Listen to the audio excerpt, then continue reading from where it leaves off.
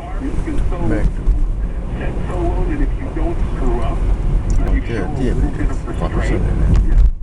to your friend Jeff. Yeah, I know. Well, your friend Jeff Zucker, who's just took over at CNN. I mean, he's got to be reeling today. I mean, when the New York Times is ripping into CNN, you know you got a problem. Yeah, the irony is they've had the best ratings since the 2012 election, and non-election ratings in 10 years on Friday. Is that right? Yeah, that's true. There's a problem, though. I think it's a bigger problem than all this, and it does have to do with everybody having so many sources for their news. And, you know, shame on you. Only twice shame on me. Am I going to go back to CNN? Am I going to believe what's on the cover of the New York Post? And I have to say, because I saw a lot of it, I think Richard in Boston did a pretty darn good job from what I saw. You know, the thing is, it went all night too. I mean, they went all night. They had the shootout in Watertown was carried live on Channel 4 basically, and I think other channels as well. Yeah, and I think that one of the reasons people are singling out among the major networks doing a good job, NBC in particular praise, and ABC, is because they rely very heavily on their Boston affiliates. Yeah, but you know, again, did you hear what Brokaw said? No, I missed the Brokaw comment. Well, you got to hear this. You got to hear this one, Max. This is just so dumb.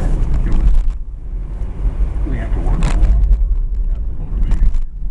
Young man to come to this country and still feel alienated back to Russia, do whatever he did. And I don't think we've examined that enough. I mean, there was 24/7 coverage on television, newspapers, and so on. But we've got to look at the roots of all of this because it exists across the whole subcontinent and the Islamic world around the world. And I think we also have to examine the use of drones that the United States is involved in. And there are a lot of civilians who are innocently killed in a drone attack in Pakistan, in Afghanistan, and in Iraq. And I can tell you, having spent a lot of time over there, young people will come up to me on the streets and say, "We love America. If you harm one hair on the head of my sister, I will fight you forever." Yeah, so it's the drone problem. The drones make it good. I think that's a little far-fetched. Is it time to remove Tom's wallet and then take him out to Suffolk Downs and abandon him here?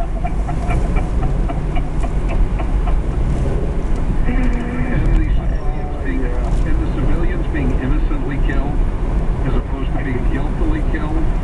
Well, I think you should go back to the writing about the tales of interviewing the greatest generation and talking about them and honoring them for their service to our country and keep it at that. That would. I saw this thing with humorous Andy Borowitz did. He did like the CNN had announced that they were now going to become. They were only going to report old stories where they knew they got everything right. They were about to do all the world coverage in the first Gulf War. That's great that you brought up the greatest generation. I had forgotten about that. You know, what do you think? You think the greatest generation would have been happy to use a few drones? I think, believe me, you know, the Hitler assassination plot might have turned out a lot better in 1944 if they'd had a few drones, you know, tracking him to his retreat in East Prussia.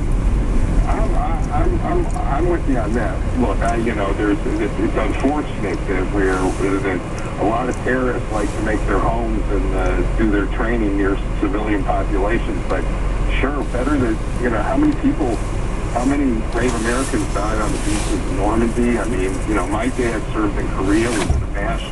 I mean, it is, I bet you could talk to a lot of veterans. We saw a lot of awful things. We saw a lot of people injured, killed, young, brave men that would have loved taking out the enemy with some drones operated through someplace down in Florida. Yeah, I know. I think that's what they could. I think that was sort of the German equivalent of drones at Me2, right? I mean, they were using drones against London. So this is nothing new. But anyway, 1-877-469-43. 4322, 1-877-469-4322. That is the toll-free number of the Howie Car Show if you have any questions for Max. So you can talk about the coverage that these days. So I heard somebody told me that Bill O'Reilly had 5 million viewers on Monday night. Yeah, he had a lot of viewers, but he made the mistake of having Geraldo Rivera on it. With those two guys, I have to say, no, and I know you like Bill, but they sound a little like Steven Butt has them. He was there. I was on with him on Friday night, and you know, Sandy, why didn't you tell me? I would have said that Steve was flipping back and forth. well, listen, here's what happened. I've told the story already to the listeners, but they started talking. They cut me off, and I was just sitting there wondering, you know, if some of the people in the control booth, if they were going to call me back in, you know, because they were still yapping. And then they finally decided. Geraldo said, and O'Reilly agreed with him, or vice versa, that they were definitely going to put this guy to death. And I just wanted to get back on, and I said, I'd love to get back on. I said this to the control room, because I don't think he's going to get put to death. And the guy said, why don't you just yell it, and maybe they'll hear you, and I'll put you back on. And so I did. They did you. You were a score. I mean, that's